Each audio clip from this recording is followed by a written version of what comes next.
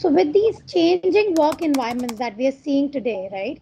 So if I had to ask you, what are the top 5 things that HRs need that a HR needs to consider, in DNI? What will be your points? What will be your, thought? Those 5 things, if you could, point Yeah. out it. These are the 5 things that an HR needs to do.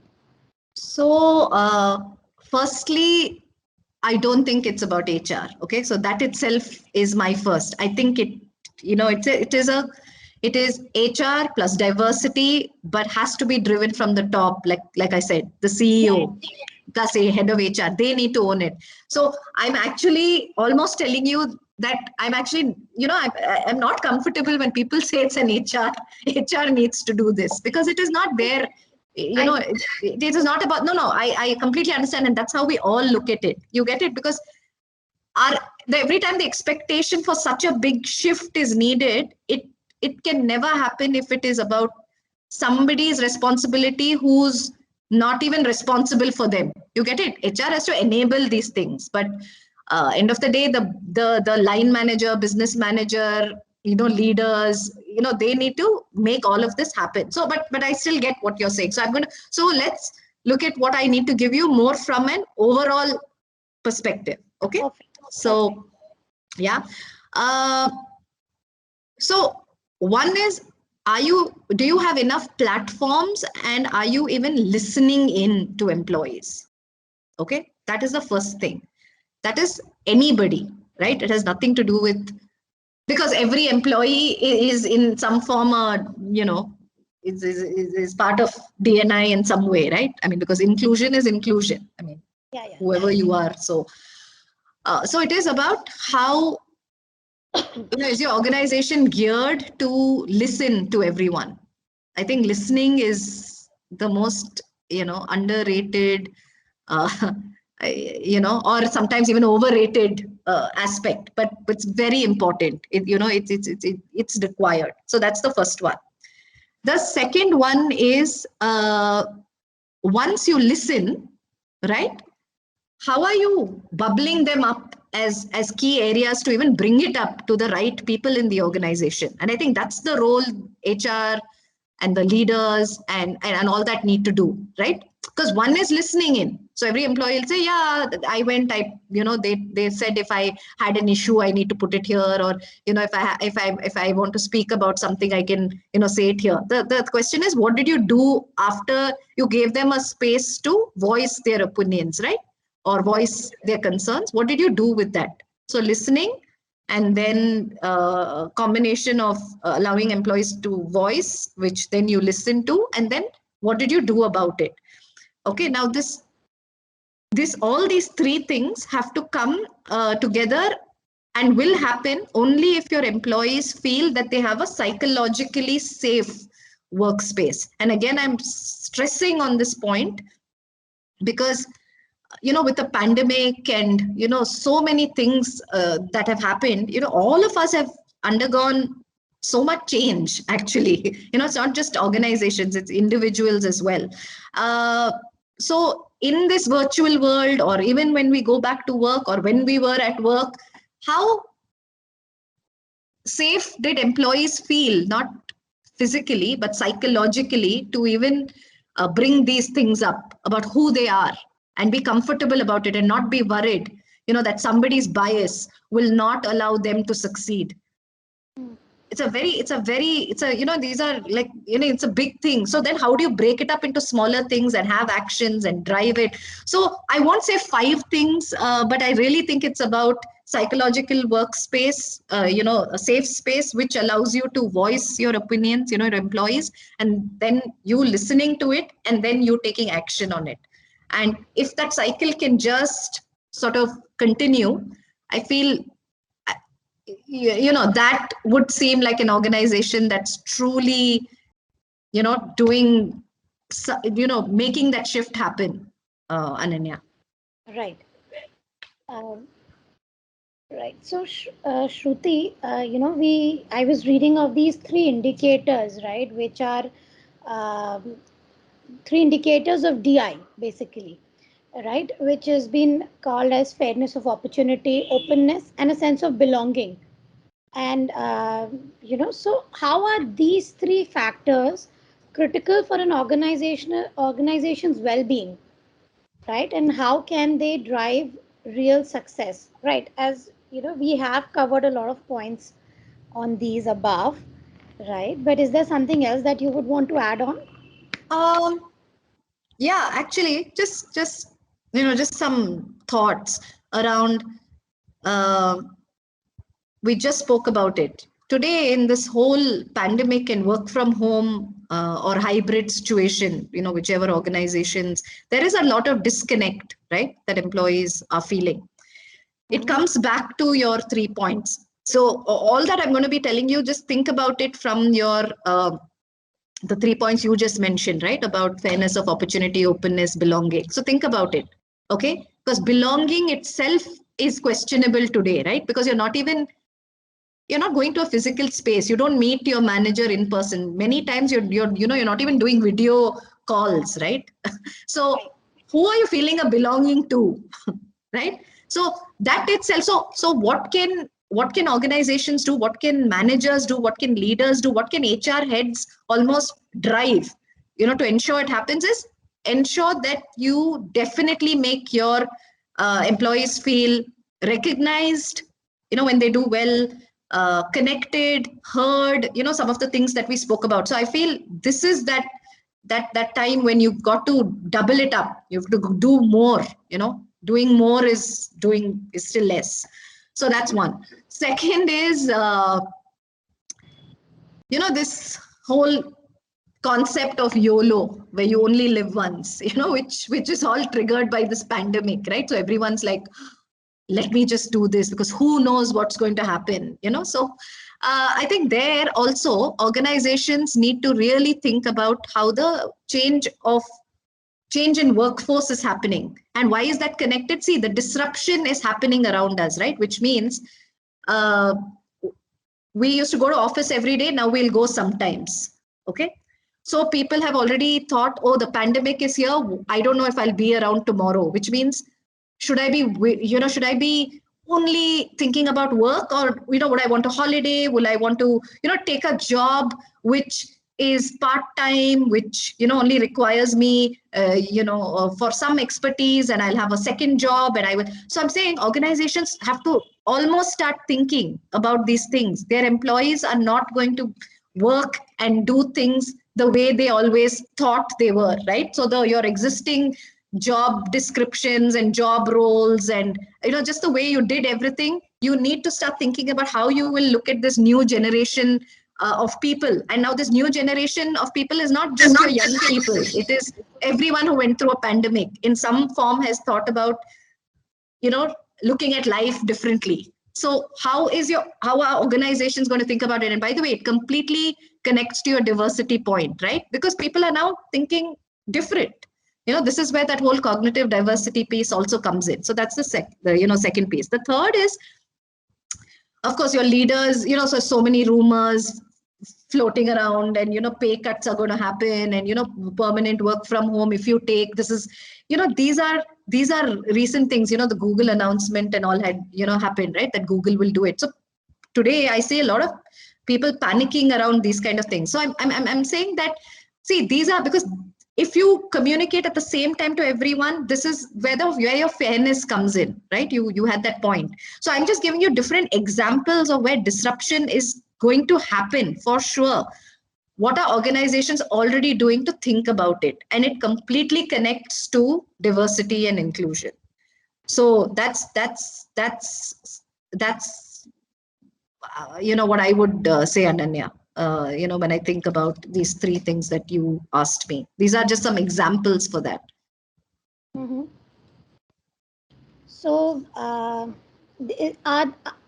is there something else that So as you said, we are seeing this huge shift in the workforce, the way people are working, how uh, the diversity and inclusion is also changing. Those the pointers in it are also changing. With every passing week. Let me put it that way, because now we don't consider things as a 6 month period. 3 months is also a long time. Yeah. 2 weeks is a long time. Yeah. So, it's everything is just evolving at a crazy speed. That's just good. So, what is it that you foresee as a future? One. And what is it that you think is not happening and should be taken into consideration? Okay. I'll answer your second one first. Okay. I think what is not happening, we spoke a lot about it, right? That it needs to become a business agenda, evidence and metrics driven diversity. I think that's what, needs to happen. I don't think that's how the DNI role is being looked at in organizations. Okay, it's almost being looked at, as something that's good to do, but not a must to do. And by the way, there is pressure for it to be must to do, but I don't think it is. So I think what is not happening is how can organizations make it completely evidence based and metrics driven. Okay, so they change the way they're hiring, their performance management, their opportunities that everybody get, and how they even train people on unconscious biases, right? So I think that it just needs to go leaps and bounds and go faster, because it completely has a play on systems and culture, and systems and culture is what drives the future way in which organizations would work and even do well. There was this very interesting project that Google did. It was called the Aristotle project. You should look it up. It's a very interesting one. Okay, that project proved beyond doubt that diversity is very important for innovation and to reduce the risks of wrong decision making. Okay, so interestingly, it was seen that the teams that had members who thought differently from each other and who felt safe expressing their thoughts were the ones that were most successful. So this is the future. This is the future, Ananya. If we all need to bring that cognitive diversity into the workplace, okay? And there are reports which suggest that if you are a company that needs to be thinking about the best way to collaborate and the best innovations coming out of your company is, and it's not even about if you're a product company, if you're a services company, if you're whoever, whatever type of company, it is very important that you have a focus and mix on diverse thoughts. And diverse thoughts come when you have a diverse and set of people, where you have inclusive policies and processes where people can really share their views, their mind, and not and feel psychologically safe. So that's how I see both the future and what's sort of not happening, Ananya. Right. Shruti, while you were talking, you said that it all comes down to our social upbringing. Right? So now there are these things we want to happen, we want to see happening vis-a-vis the social upbringing that people have had, especially in India, right? How soon do you think, or what is the right way? I don't probably am not able to frame it well, but that change to happen, if I see it from my perspective, it's going to take a long time for that thinking to change. Yeah. Right. So, and we want these to happen at a you know neck breaking speed. So, how do we bring both together at one place and get the ball rolling? It's such an interesting question. And, while I kept speaking away for all your other questions, there is no answer really for this one, because this is on all of us, Ananya, like you just said, right? When you think about it, because you're seeing it around you, right? I mean, it's not going to be a easy shift. In fact, we would keep talking about this in my past organization. Where how do we make this change, and where do we start, and when will this start happening? It can only start at home. Actually, that is the answer. You think about it. Unless things start changing and shifting in the way we see it, and that's why you spoke about the social aspect, right? It's impossible. I mean, I can look at things, different ways and say, I hope the movies that are made and the videos that we see, but I mean, who are we kidding? I mean, we also like to see all different types of stuff. No, we're not going to see anyone who's only going to tell us do it like this, do it like that. I mean, then that's also not life. I think this is a very tough one. Yeah. So I actually don't have an answer, but all I know is that in our own little worlds, how can we start reduce our biases as much as we can? How can we be as think about equity and that level playing field every time we get an opportunity? I think that's really how I would. So it's almost like that, your drop in the ocean, if we can do something, but it's a tough one, Ananya. Right, because see, we are seeing, I will not say this change is not something that is not happening. It is, but it at a very level, maybe in tier 1 cities, in cities, right, in big metros. But when we go down to tier 2, tier 3, tier 4 cities, and we are seeing children coming out from there, getting that education, coming out. So yes, there is a change that is happening, but in metros this change is happening because our parents, they come from a different background. While they are staying in a metro, their thoughts, their what they think, how they think, that changes. But in those tier 1, tier 2 cities where people are they still have that mental block, that we all know what that mental block is. We all know how it moves. So you know in India, I will not have a viewpoint of the West too much, but if I think of it in India, because I have been working with people from those cities earlier in my career, and when I heard, and what they are treated, or how it is, even while they are in a metro working, and the thought back home, it's very disturbing. And there, however much we try to bring diversity, inclusivity, equity, it's tough. Absolutely. No, there's no answer. It's slow, but it's happening. So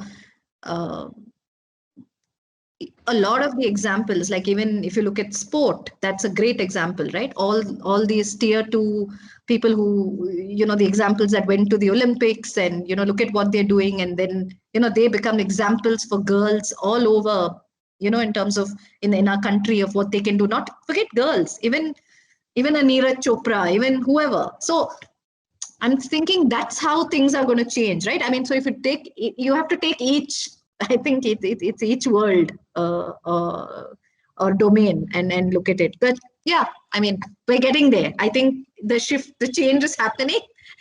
Now the question is, it's on all of us how fast we can make it happen. We are keeping our fingers crossed, and we really hope that it will happen soon. Shruti, is there anything that I may have missed out, but you would want to harp upon? No.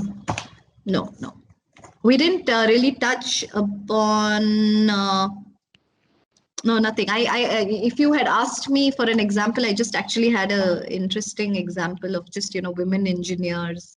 Why don't you share it?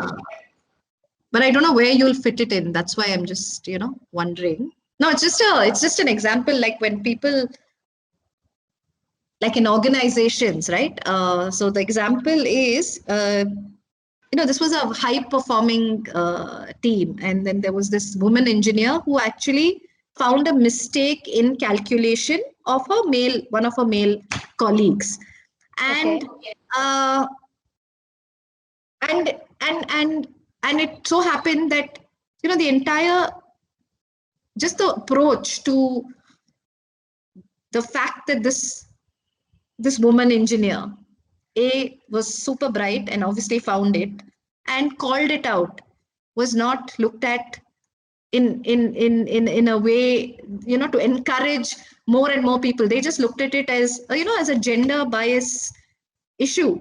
And this is an example that I was reading. So this woman engineer actually says that if you are someone who is very mission driven and not a very smiley and always nice sort of person, it's almost like organizations today don't even know how to deal with it. As long as you are that colleague who's bringing cupcakes and being this extremely nice, friendly, and also working with them, they understand that. I mean, they get that whole picture, so they don't get what we all usually know about our male counterparts, right? So I don't know how this is going to fit, Ananya, but I was just saying that, I mean, these are like real examples, where these things, actually happen. So yeah, I mean, no, but I don't really have.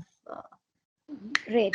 So Shruti, we are at the end of our interview and we only have, I think, about 2 minutes left. So, I would like to thank you so much, because the insights were great. I mean, Thank you. frankly, for me, such a discussion is a boon.